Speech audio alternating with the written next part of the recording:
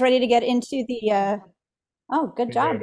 I didn't even remind you. Very good, well, I Dan. know because you forgot, and that's why I I'm here. I did. See, that's I'm way over 40. You're obviously not. So, good job. Anyway, it's today is what date today?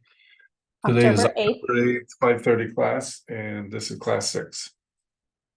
class 6, and today we are covering section 8 on societal and mental poverty. Last week we covered poverty in the financial sense, and this week we're going to take a closer look at what causes some people to have detriment in their personal life, their family life, that then causes society and mental poverty. And we're specifically going to look at homelessness. So some of the presentations we heard today are really, really related to this topic. And we're also going to look a little bit at trauma and how it relates to homelessness, or how it relates to the just having need. All right, you guys ready to jump into it? So, I like to ask questions and I like to see your answers in the chat. It helps me make sure everybody's awake and engaged. So, question is homelessness in the US, is the US homelessness crisis getting better? So is it decreasing, or is it getting worse? Is it increasing? Do you think homelessness in the US is getting better or getting worse? Go ahead and drop your responses. It's always fun to see what the differences of opinions are. So good. So we're going to get into that a little bit today. And these numbers are from 2022. So this report that we looked at is from last December. So this is a government report. So it's from the, what would it be? HUD. I'm not sure what that is. Housing something something. But it's something that's produced by the government for the government, and they're just doing an assessment of the state of homelessness in the United States. And according to that report, there's been a decrease in homelessness among 3 particular groups: veterans, families, so units, parental units with children, and youth. And youth in this instance is defined as individuals under the age of 25 who are on their own. So they are not part of a family unit. They don't have a parent with them or something like that. So among those groups of people, homelessness has decreased, which is great. Where we have seen some increase is for individuals, so those would be the ones over age 25, and specifically people with disability who experience long-term homelessness. And we are going to go a little bit into what are the different types of homelessness and some of the different causes in what is short-term homelessness versus long-term. So we heard about refugees. That would be a short-term homeless situation that with the proper intervention, hopefully that does not become a long-term homelessness situation. So we're going to take a little bit of a look at both of those. And overall, there was only a 0.3% increase in the number of people who are experiencing homelessness between 2020 and 2022. So just in the last couple of years as of this study. And here is a view of the trends, just kind of how are things looking. And there's 3 different lines here. The blue one is total homelessness. The gray in the center is sheltered homelessness. So this means they are currently in some type of temporary housing, whether that is an emergency shelter or some other form of community or church or government type of facility. And then the green line is the unsheltered. Those are the ones that you see on the street that are camping in kind of between the trees or under bridges, that kind of thing. So you see the trends there, for the most part improving, meaning they're getting lower. You do see a couple of little instances where they go up a bit and dip again. So that's really what we're dealing with currently in the United States. And again, this is as of December 2022. I don't know why it's not shifting when we want to, there we go. Brock is asking, do we have access to these slides? Yes, Brock, I'll send it out just as we normally do. I'll be sending you the PDF. And if you want the report specifically that I pulled those numbers from and that chart from, I'd be happy to send you those links. They're readily available on the internet. So we want to talk a little bit about how trauma is related to homelessness. So we just saw some kind of staggering numbers about homelessness. Now let's talk about trauma and how that is related, because we're talking about not just homelessness as an issue in and of itself or as a crisis in and of itself, but how trauma has impacted and contributed to that. So trauma, it is something that leaves a lasting imprint on the brain. So it is psychological, and it literally is like a stamp that gets branded into the brain. It's not a passing thing. It's not something that happens and is stressful and then it ends and it's no longer stressful. It's continuing, and it is an emotional issue. It's not the same as anxiety or stress. And part of the reason that that's important to understand is because persons who are affected by trauma can be triggered and re-traumatized in situations that might seem completely harmless to other people. That could be a conversation.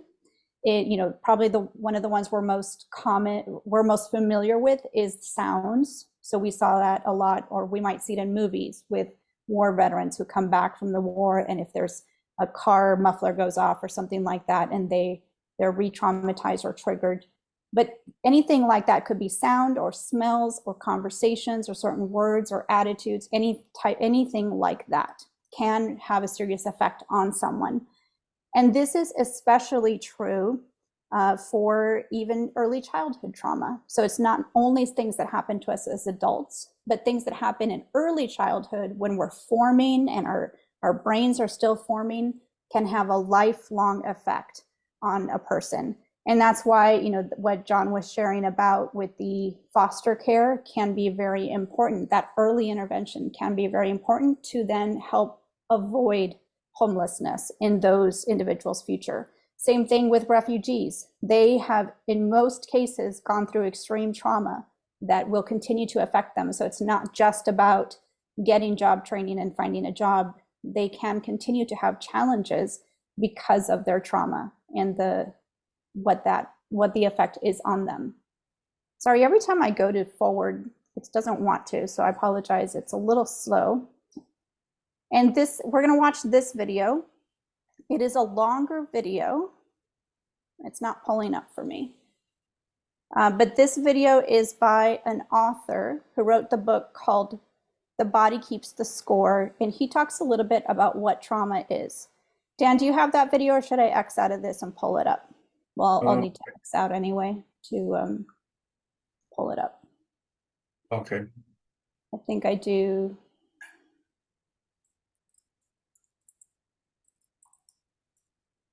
Here we go.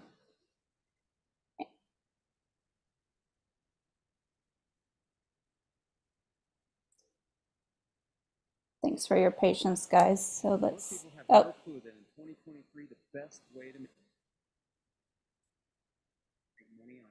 I don't think you shared it. I'm not sharing yet. It's an ad, so let's see if I can get it. Oh, we like the ads. So. A month in passive income. Now I'll skip and I'm it. not the only one. It's good. All right, here we go. You can hear it and see it.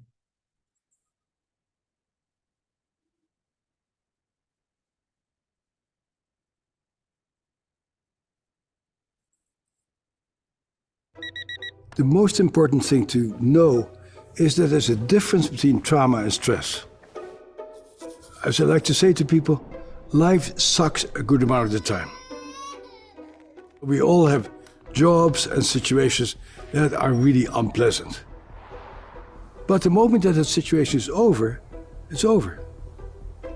The problem with trauma is that when it's over, your body continues to relive it. My name is Bessel van der Kolk. I'm a psychiatrist, neuroscientist, and author of the book, The Body Keeps the Score.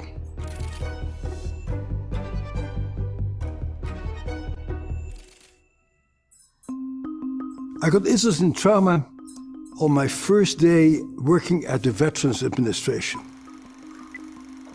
1978 was the year, and the Vietnam War was over by about 6 or 7 years. The very first day that I met Vietnam veterans, I was just blown away. These were guys who were my age, who were clearly smart and competent and athletic. And they clearly were just a shadow of their former self. Their bodies were clearly affected by trauma, and they had a very hard time connecting with new people after the war. Around that time, a group of us started to define what trauma is. And in the definition of PTSD, we write, these people have been exposed to an extraordinary event that's outside of normal human experience. In retrospect, that shows us how ignorant and narrow-minded we were, because it turned out that this is not an unusual experience at all. People usually think about the military when they talk about trauma, but at least 1 out of 8 kids in America witness physical violence between their parents. A larger number of kids get beaten very hard by their own caregivers. A very large number of people in general, but women in particular, have sexual experiences that were clearly unwanted and that left them confused and enraged. So, unlike what we first thought, trauma is actually extremely common. There's a lot of debate of what a trauma is to this day. But basically, trauma is something that happens to you that makes you so upset that it overwhelms you. There is nothing you can do to stave off the inevitable. You basically collapse in a state of confusion, maybe rage, because you are unable to function in the face of this particular threat. But the trauma is not the event that happens, the trauma is how you respond to it. One of the largest mitigating factors against getting traumatized is who is there for you at that particular time. When, as a kid, you get bitten by a dog, it's really very scary and very nasty. But if your parents pick you up and say, "Oh, I see that you're really in bad shape, let me help you," that dog bite doesn't become a big issue because the foundation of your safety has not been destroyed. We are profoundly interdependent people, and as long as our relationships are intact, by and large, we're pretty good with trauma. It's a subjective experience, and what may be traumatic for you may not be traumatic for me, depending on our personality and our prior experiences. The problem with trauma is that it starts off with something that happens to us, but that's not where it stops, because it changes your brain. Much of the imprint of trauma is in that very primitive survival part of your brain that I like to call the cockroach brain. There's a part of you that just picks up what's dangerous and what's safe. And when you're traumatized, that little part of your brain, which is usually very quiet, continues to just send messages. I'm in danger. I'm not safe. That event itself is over, but you continue to react to things as if you're in danger. We are talking about survival. We are talking about staying alive. And so some people go into fight-flight, or on a more primitive level, people's brain shuts down and they collapse.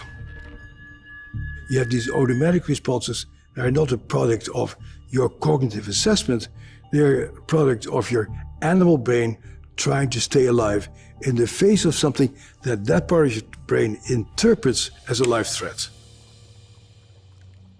And the problem then becomes that you are not able to engage, or to learn, or to see other people's point of view, or to coordinate your feelings with your thinking.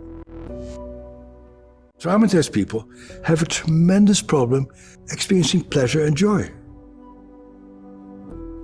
But the core issue is our hormones and our physiological impulses that have to do with survival. Your body keeps mobilizing itself to fight. You have all kind of immunological abnormalities, endocrine abnormalities, and that really devastates your physical health also. Oftentimes the physical problems are longer lasting than the mental problems. And the other thing that is terribly important is the impact of poverty, or the impact of racism, or the impact of unemployment.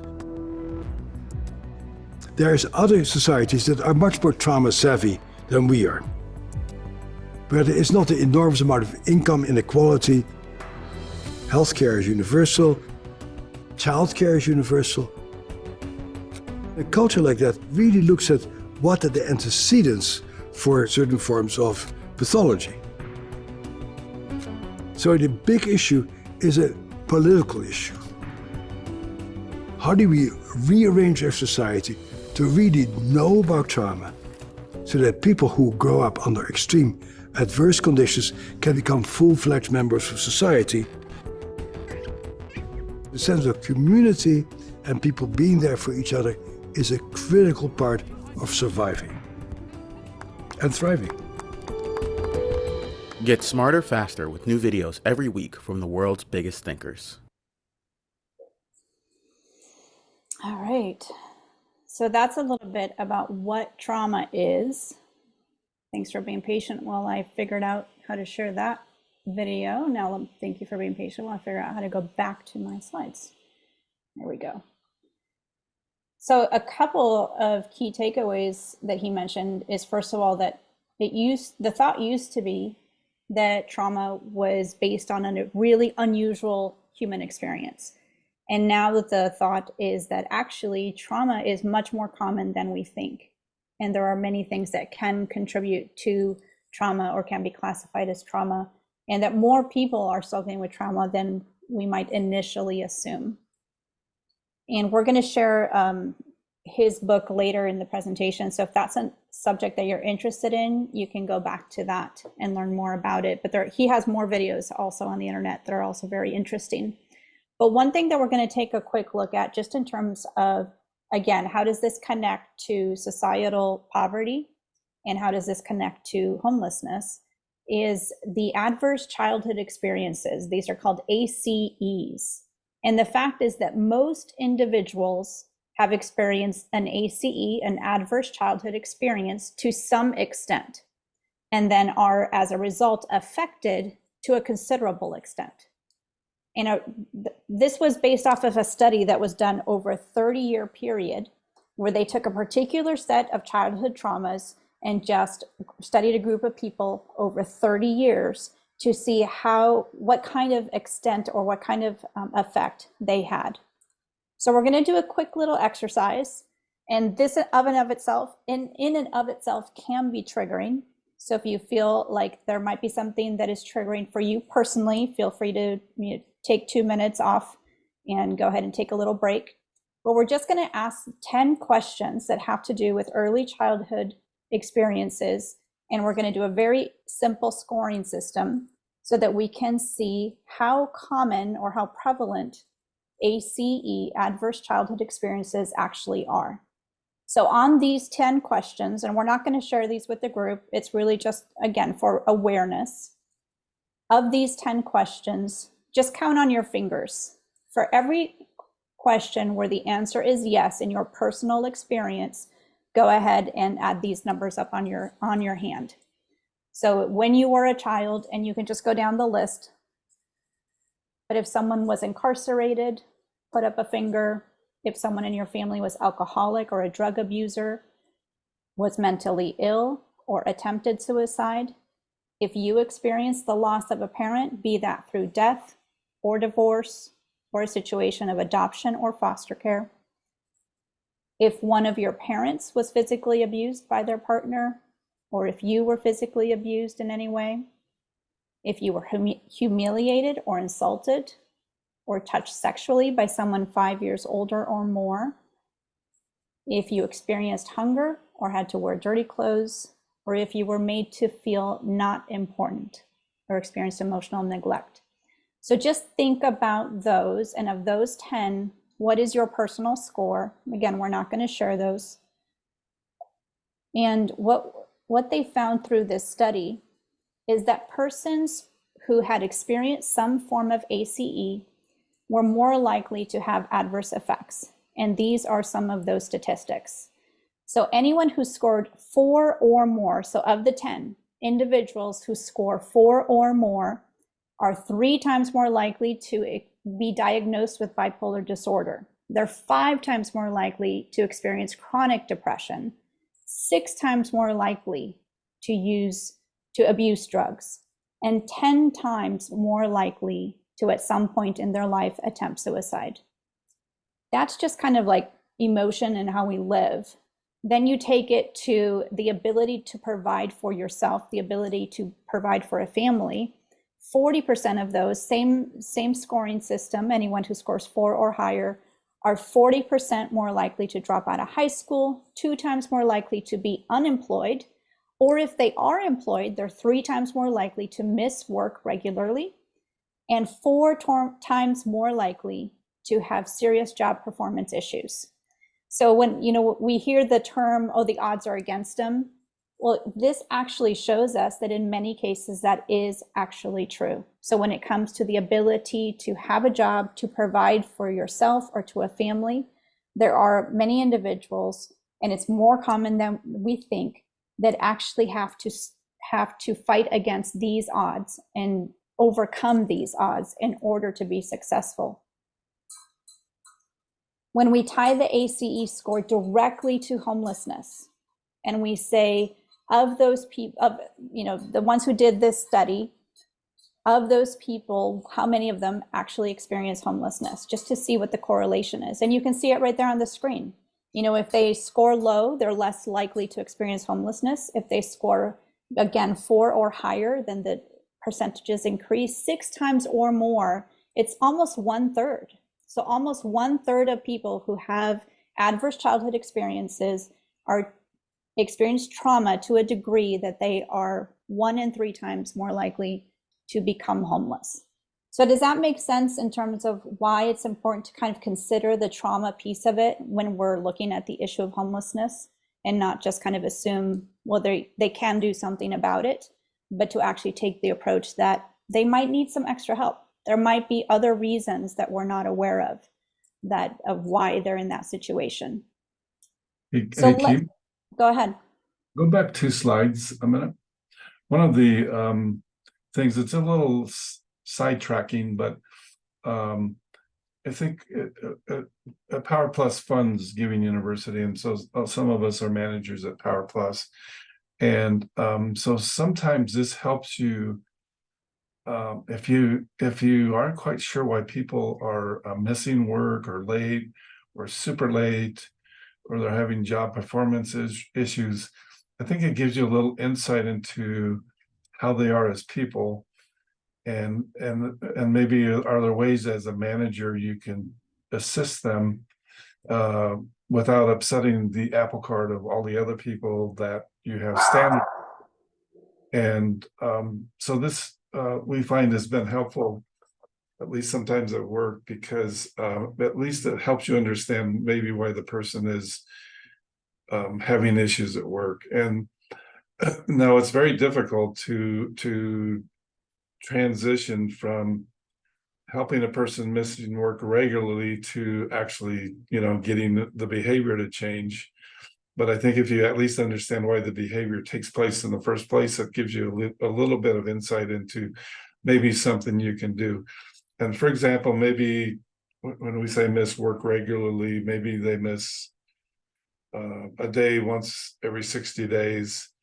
And maybe just because it's behind in your head, that there's some trauma there, or there could be, you might give them a little edge and a little grace on some of these issues that come up.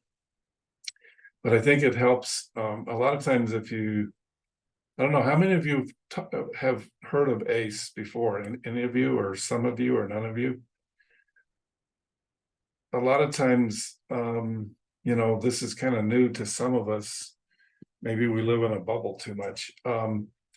But the fact that trauma is so serious and is in a lot of parts of our society, I think it helps us understand a little bit about what's going on. Yeah. Yeah, thanks, Dan. Anybody else have any comments? Okay, no problem. So let's take a look at some of the reasons for homelessness. We're going back to homelessness now. So we started with homelessness and kind of thinking about what does it look like currently. And then we talked about trauma and learned a few things about that and how it's related to homelessness. So what are some of the reasons or causes that might be why someone is homeless?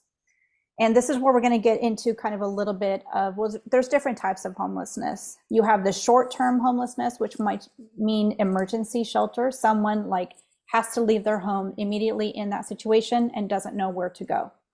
And that could be related to unsafe housing conditions.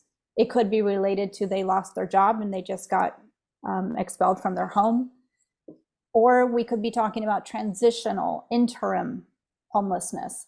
And that could be something where, again, there's a family conflict. And so you see perhaps a young adult chooses to leave the home and go to a friend's house, or just heads to the park and doesn't really know what to do from there. Again, it could be domestic violence or perhaps incarceration.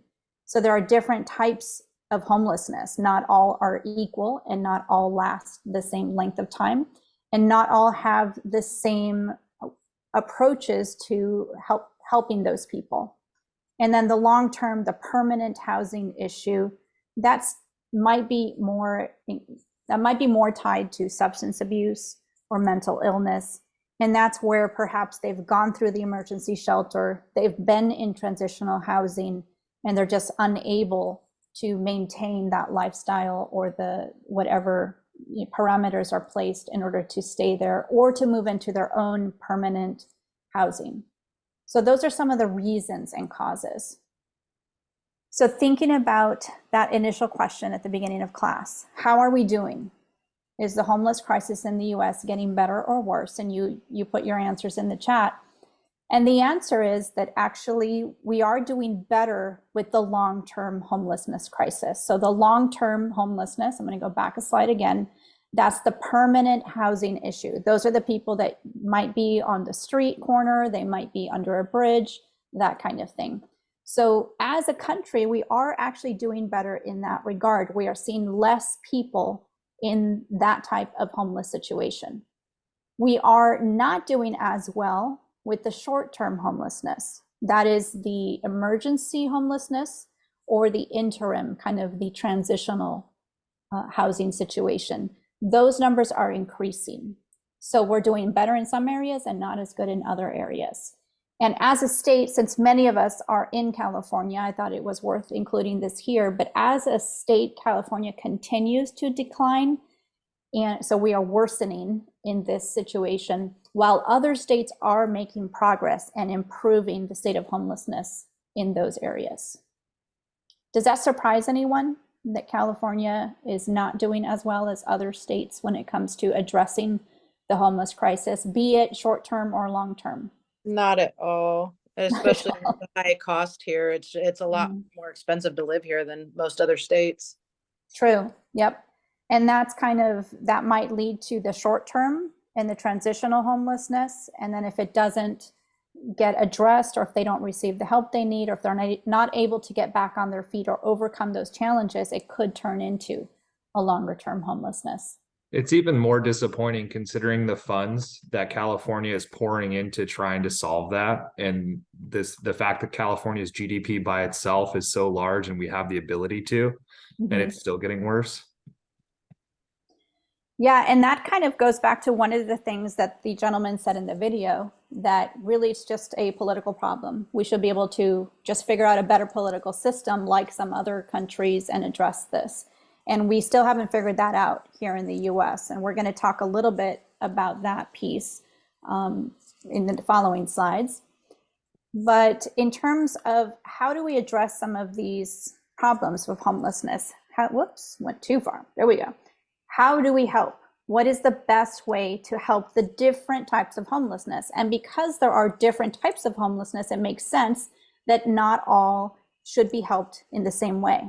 Not all people experiencing homelessness should be helped in the same way necessarily. So some of the best ways for organizations to help people in homelessness in the short term, that's usually, again, emergency. It's immediate. So let's take care of their immediate needs. That's food, that's shelter, that's first aid, maybe clothing and shoes or personal care items, but that is just the immediate need. For the interim homelessness, it becomes a bit more practical. So it's supporting them with job training, perhaps supporting them through rehab or helping them in rehab programs. Perhaps it's providing support groups and other individuals who will just support them emotionally and encourage them, be a sounding board, that kind of thing. That's more practical assistance. And then for the long term, often there is more healing that is needed. And again, that's because this is usually related to drug abuse or substance abuse and mental illness. So that healing can be both medical, psychological, mental. Counseling needs to be part of that. So there are different needs for each different type of homelessness. So how can we help people heal to get out of the homeless cycle? And one of those is therapy, and therapy can include both medical therapy, meaning medical care, or psychotherapy, so mental health. And usually both of those, medication and psychotherapy, they can each be very powerful and can each be successful forms of therapy over a period of time. And usually there needs to be a balance. It's not one or the other in most cases. But in most cases, some medication balanced with the correct form of psychotherapy can be very helpful. And over time, will be successful in helping that person, or hopefully will be successful in helping that person. Another thing that is super important is the environment. Thinking of the refugees and what Nancy said, that quote about the ones who are most successful are the people who had a friend who was helpful and supportive. So environment is super important for all of anyone experiencing homelessness or trying to overcome the challenges from trauma.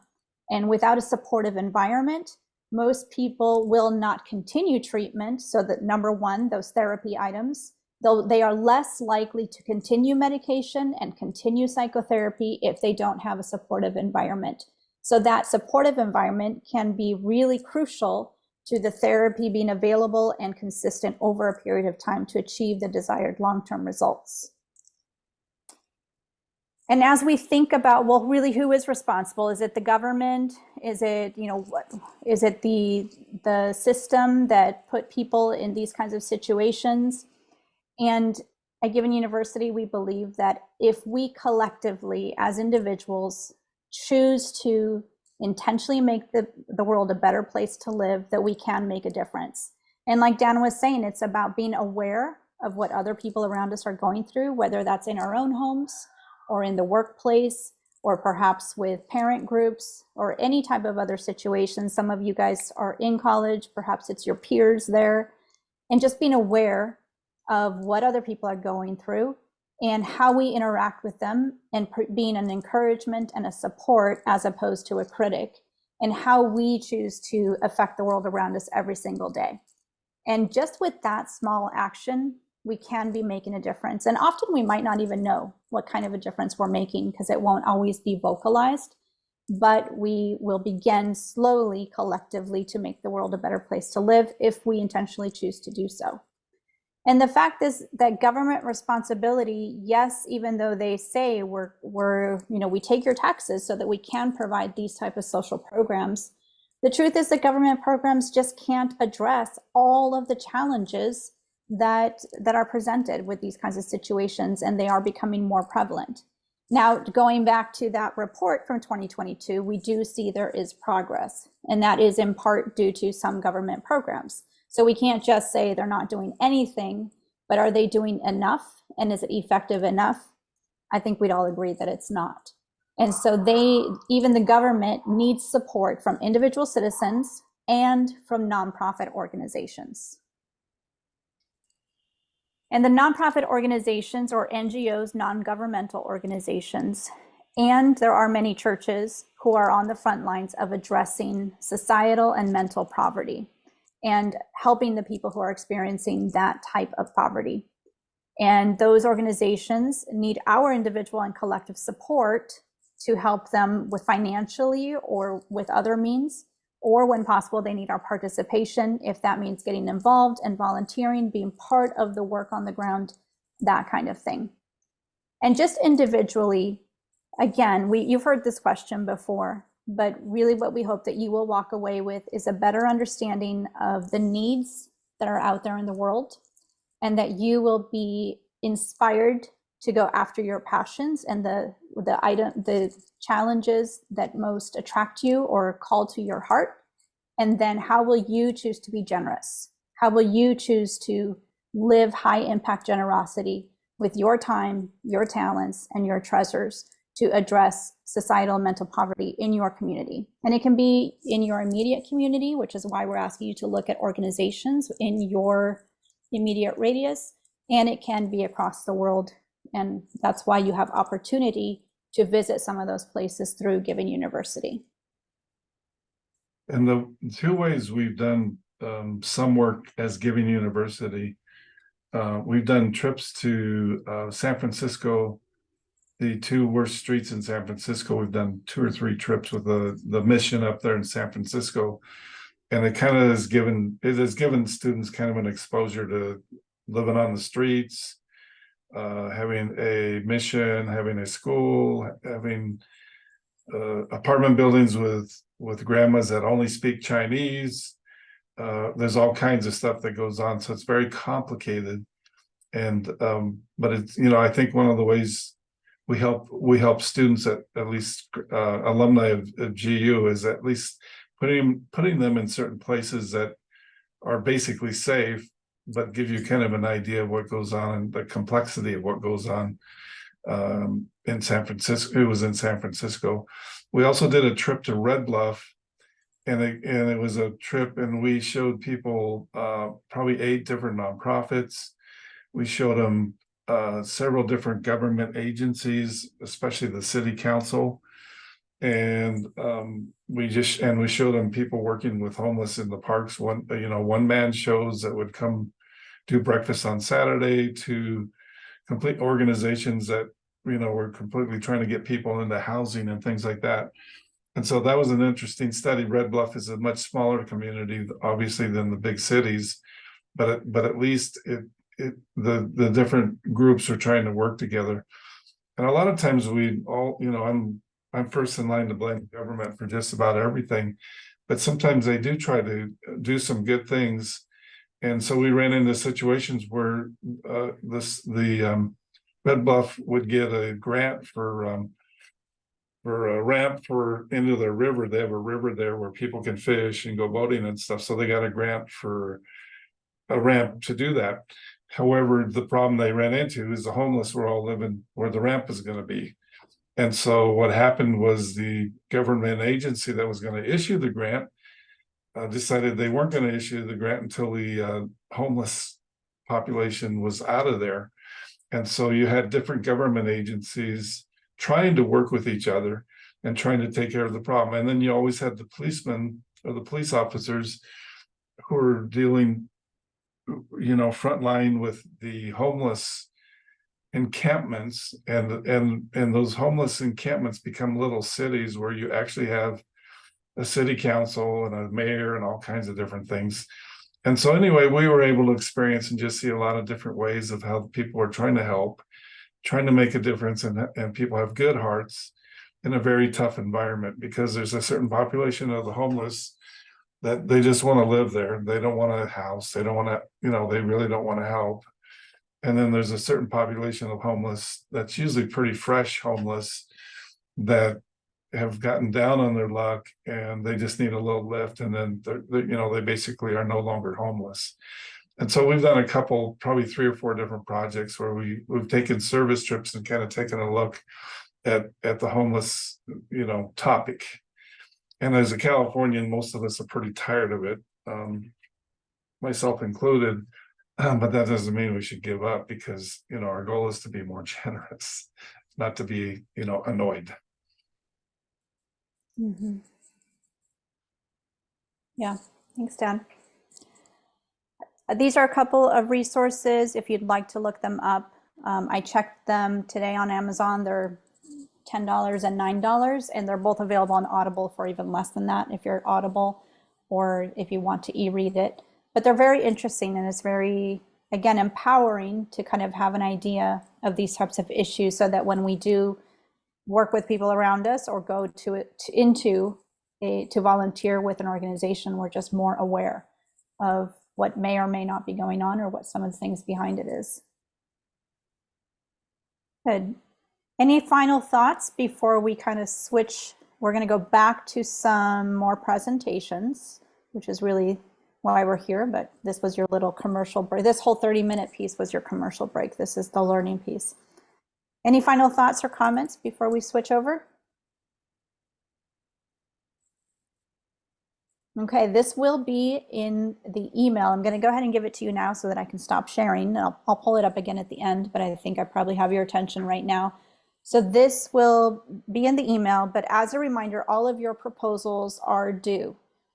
So that means that you need to email me 4 things: the organizational review, the 990 tax filing for the organization you've selected, the analysis scorecard, and any additional documents.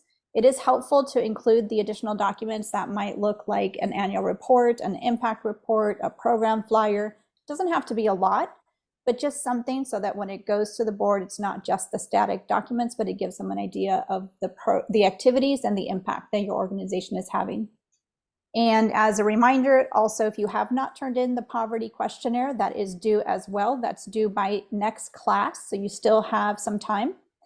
And then presentations will continue as scheduled. So if you aren't sure what day you signed up for, that will be linked in the email as well, so you can double check, and you can always email me with any questions or any concerns related to any of these items.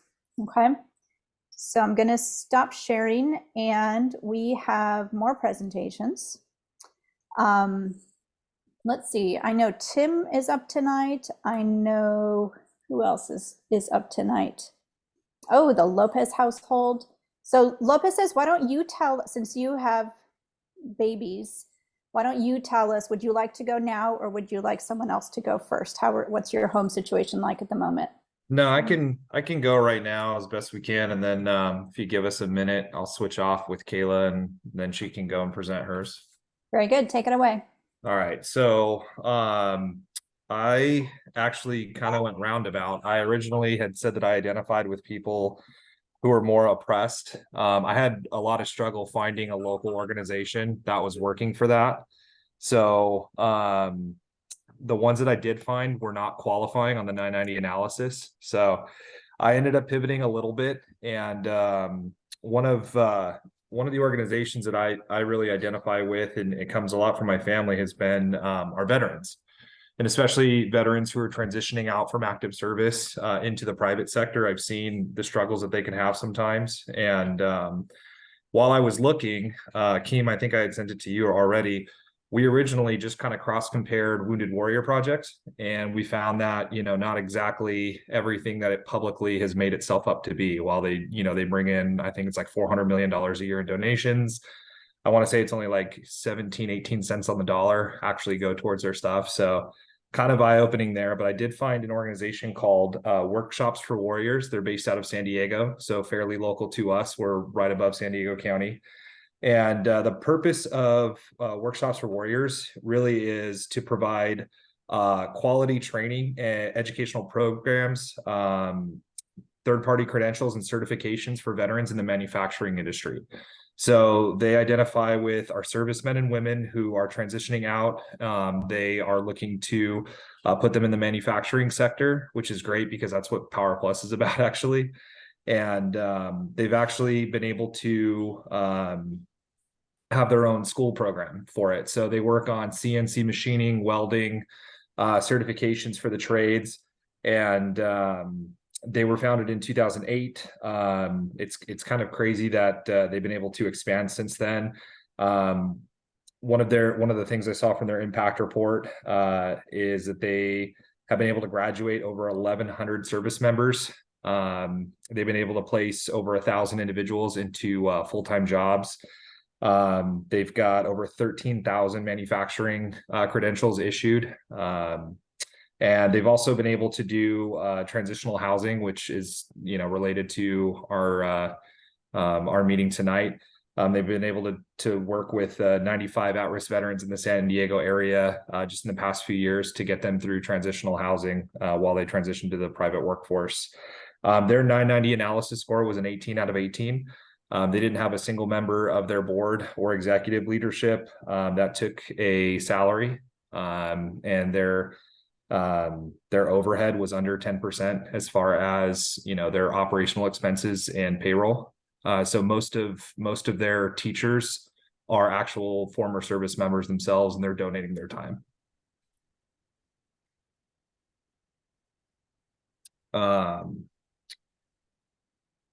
Outside of, I've never been involved with this organization in the past. At this current moment in time, the only involvement that I could have with this organization would be donating, and then potentially trying to lobby my own company to see if they can sponsor, since it's an industry and trade that we're so closely aligned with and related to. That's cool. I like how you came in a roundabout way, but landed on something that actually is pretty relatable for you. That's pretty cool. Yeah, it worked out well. So they don't have, if they don't have any paid employees, how long have they been around? Since 2008. Okay, that's very good. I forget who it was I had some email exchange with, but some organizations, if they don't have paid staff, can often kind of fizzle out. Like they have an initial hurrah 5-year period and then they fizzle out just because if they don't have paid staff, whoever's involved, whoever the founders are or the board, just get kind of occupied with their own things.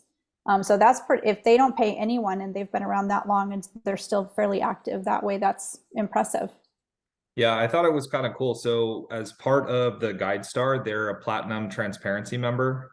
So everything that they have is, fully available to see. They even actually advertise that through their website at the bottom. They actually say that they're affiliated through GuideStar and are a transparency member with them. I'm sure that they were founded by Hernan Luis y Prado, and he's former U.S. Navy. And I'm sure that with San Diego being a big naval town, he was probably able to work directly with the local government and the local military force there to get a lot of support. So it seems like it was a good setup being in that area. What's Nice. their annual budget? Their annual operating budget, give me 1 sec, I had it pulled up.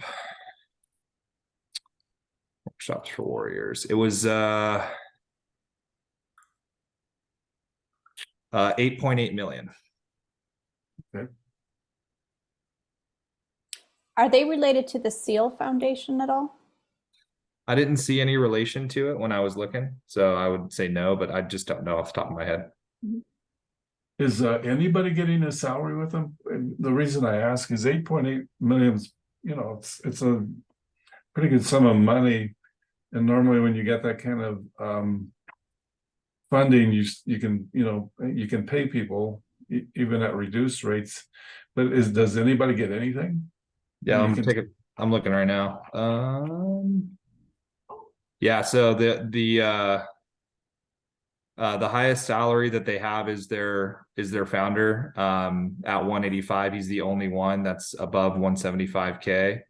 And then their directors of their operations and marketing are taking a salary, but they're all 125K or less. And there's only there's only 4 of them. Okay. I thought maybe you said all volunteer. Maybe I misheard it. I was thinking more along the lines of the program shares the teachers, basically. Those aren't listed in the 990, so I wouldn't be able to tell you with confidence. Okay, so I see. So they have paid staff that kind of run the operations, but then they have volunteers who come in and run the workshops. Yeah. Makes sense. Cool. All right. Anyone else have any questions or comment? If not, is Kayla ready to go, or would she like us to come back, circle back? No, yeah, give us 1 second. Let me switch off with her. Perfect. I'm gonna stop the recording. Don't be offended. I'm just shortening the recording a little bit.